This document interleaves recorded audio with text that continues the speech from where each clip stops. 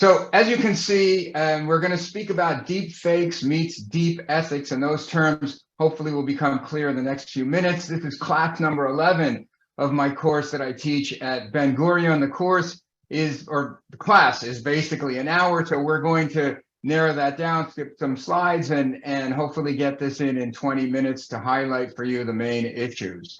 So without further ado, the first question is, what are deep fakes? There are a couple of modes. The first one is called avatar mode. Without explaining, I think it's just better if you see what it is. I am not Morgan Freeman, and what you see is not real. Well, at least in contemporary terms, it is not. What if I were to tell you that I am not even a human being? Would you believe me?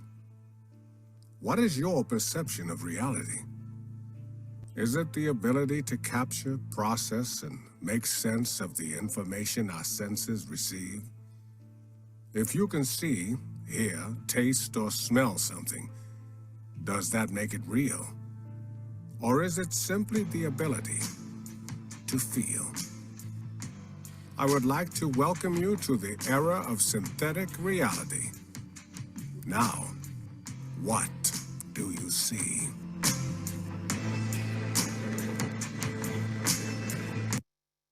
Okay, so that's basically avatar mode. Just so that you understand, of course, the creator at the bottom of the screen is running everything. Morgan Freeman is not involved in the production of this video at all. He is, like he said, a synthetic digital reality. That's the first mode of deepfake. The second mode of deepfakes is called face swapping, and basically it does exactly what it says. This is a video of Justin Trudeau. We'll watch in a minute. The Prime Minister of Canada giving apparently a political speech. This is the President of China, Xi Jinping, also giving a political speech. Let's see how the face swap works. So notice the face of Justin Trudeau. What? Can work on any pair of people without specific training.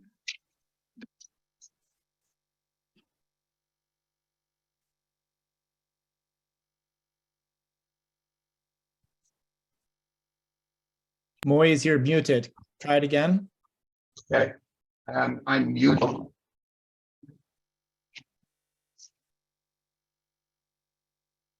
Let's try. We can hear you now. Oh, you can hear me now. Okay, good. Okay, so now, once again, can you hear me okay? Yes. Hello? Yeah. Okay, great. Thanks. Sorry about that.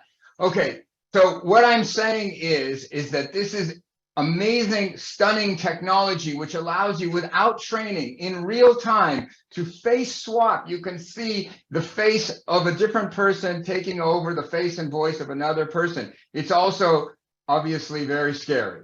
So what is the technology? You guys have heard a lot about neural networks today. Basically, neural networks mimic what goes on in the neurons and neural network of our brain. We model these things logically. We write them in code. When you write a lot of code, so you get what's called deep neural networks. Deep neural networks basically means that these inner computational layers are very deep. And therefore, you get the name deep neural network and deep fakes. They're fakes that are based on deep neural networks. But of course, you can use neural networks for all kinds of things. The specific technology that does deep fakes and similar things is called GANs. There are several I'll explain in a second. The first one is generative adversarial networks. Since we're among Jews, these are basically chavrutot.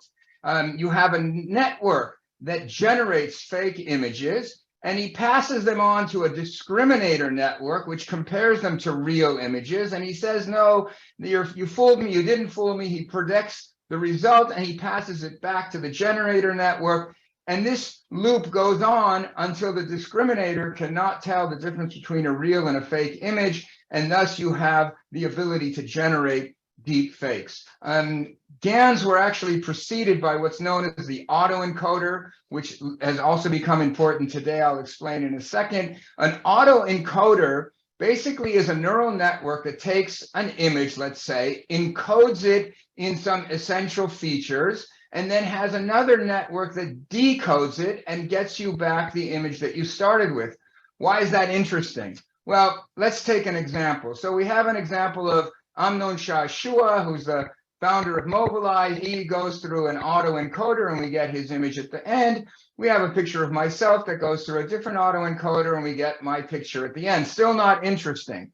But then what we do is we pass the encoded image of Amnon Shashua through the decoder of Moise Navon, and we get a new image, a kind of a deep fake, basically Moise with bushy eyebrows. Okay, now you get the idea, but anyway, Google DeepMind in 2019 actually came up with a variational autoencoder that does this stuff really well and is also being applied in this area. There are pros and cons to both of these, but now both of these have actually taken a back seat to the latest autoencoder, which is called a diffusion model.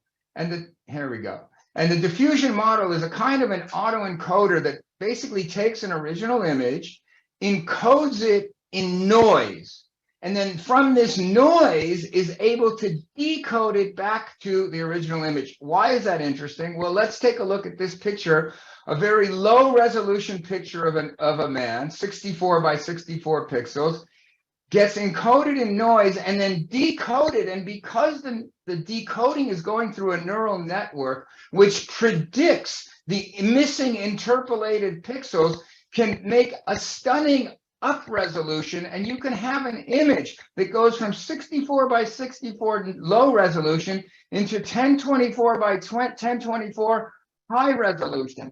That's amazing.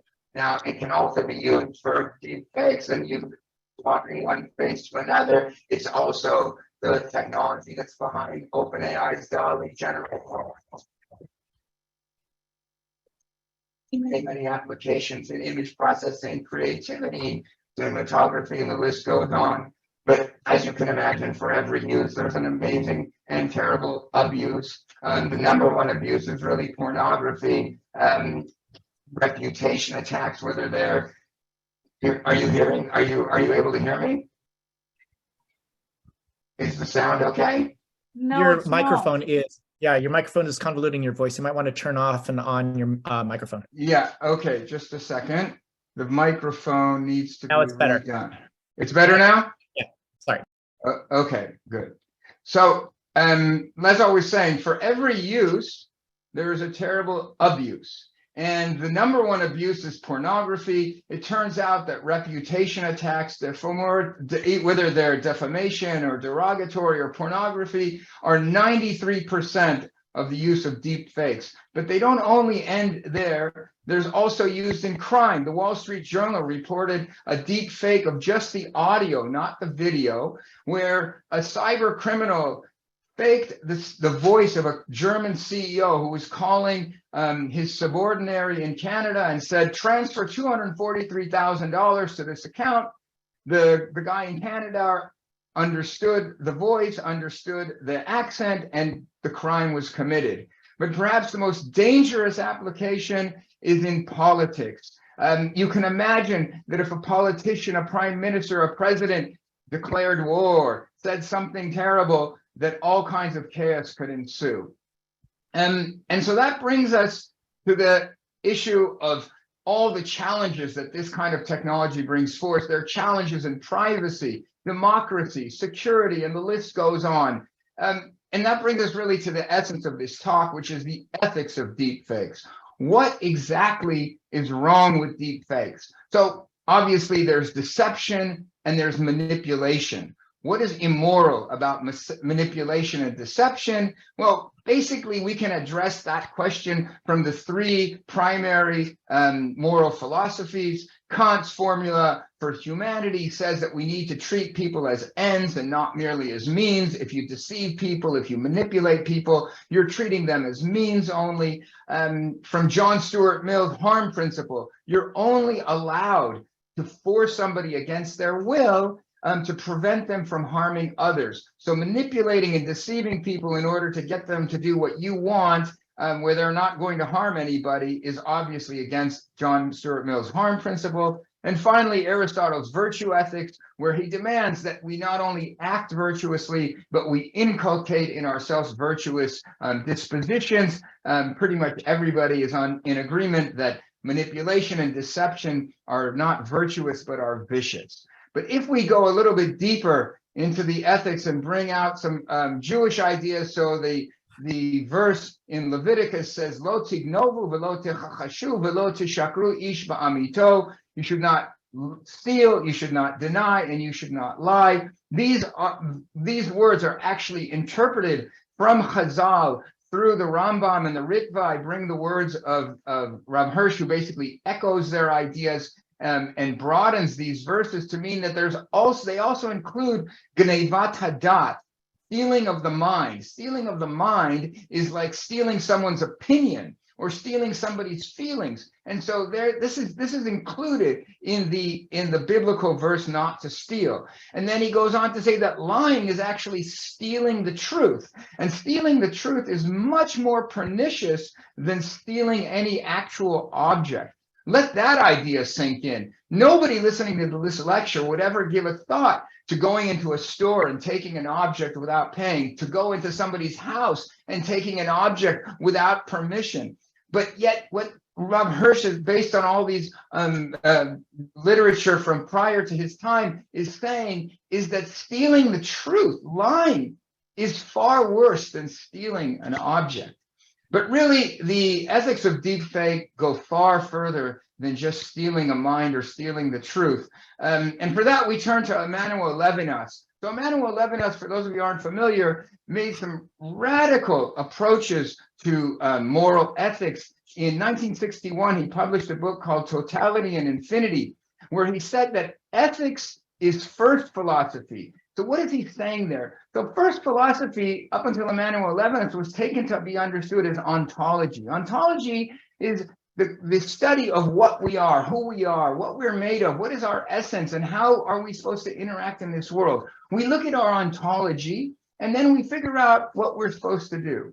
And then we say, oh, okay, there's other people in the world. Emmanuel Levinas says that's exactly the opposite of what you're supposed to do. The first thing that you're supposed to do is ask, what are my obligations to other people? You can't even begin to ask, who am I and what is my essence and what am I made out of, until you ask, who are other people? Because you don't exist as you alone. You are who you are as a result of being in context of other people. If you were born on a desert island, and let's say that you figured out somehow to raise yourself to be an adult, you would still not develop language. You would not develop thought. You would not develop into who you were. And even if you were able to somehow do those things, you wouldn't be who you are without the feedback of other people, without the context of society. And so Emmanuel Levinas says, you cannot ask who you are before you realize that you have obligations to other people.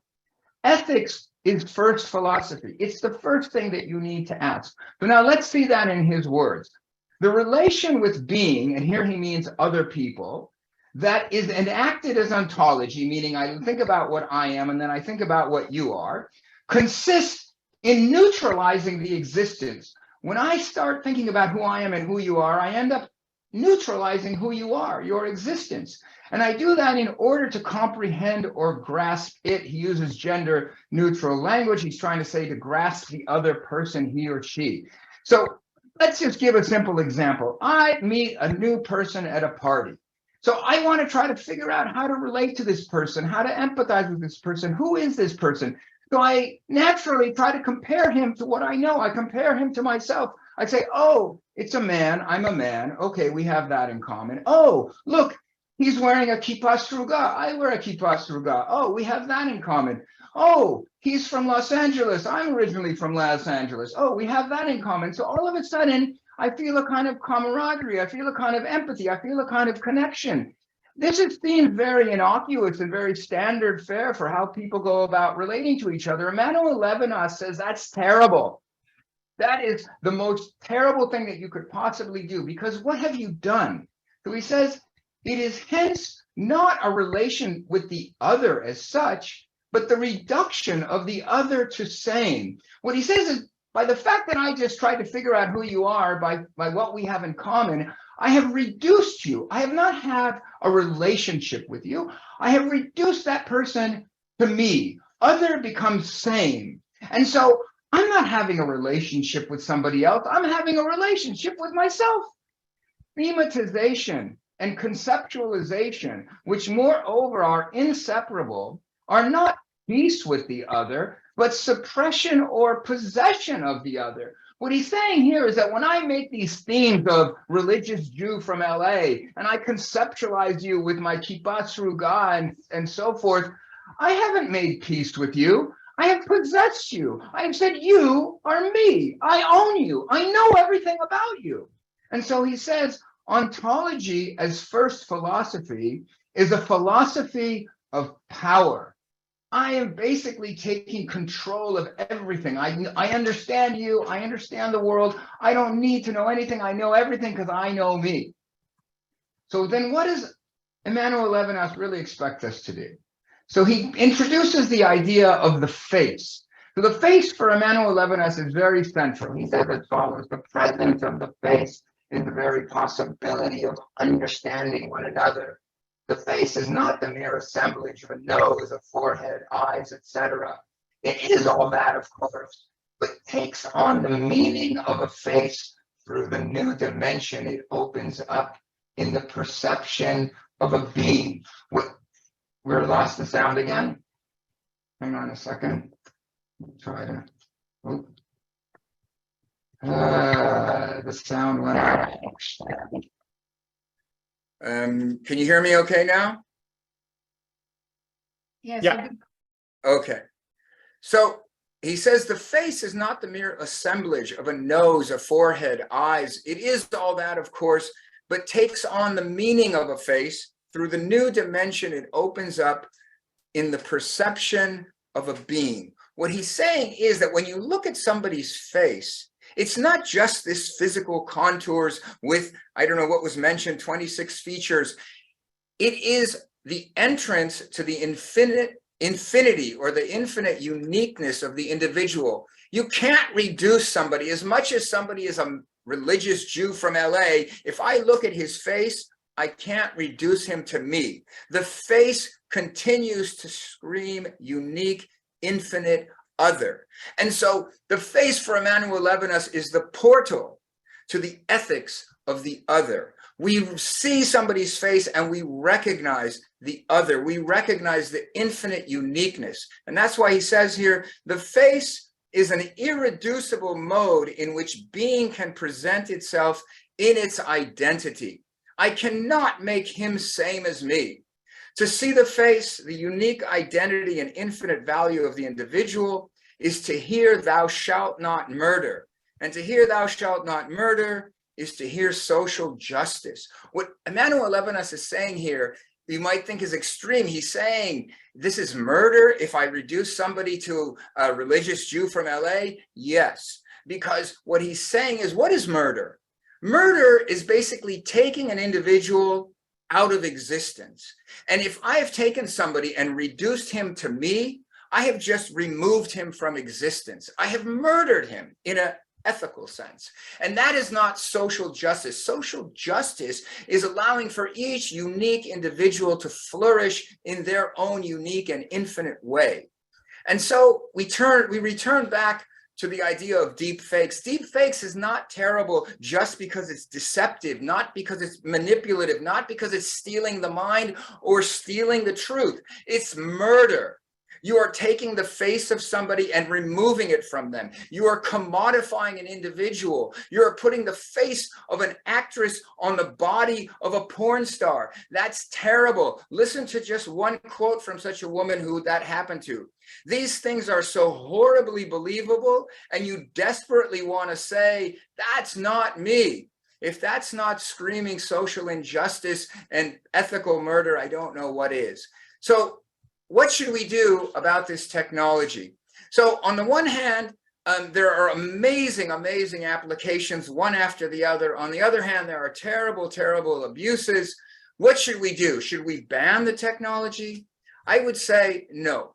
We should listen to Rav Kook, who said technology should be mediated by ethics. As a matter of fact, Rav Kook explains here that only through the perfect joining of these two forces of technology and science and ethics basically science and technology on one hand, ethics on the other hand, are the only way that we will reach the fulfillment of that sublime goal, the perfection of man. Thank you very much.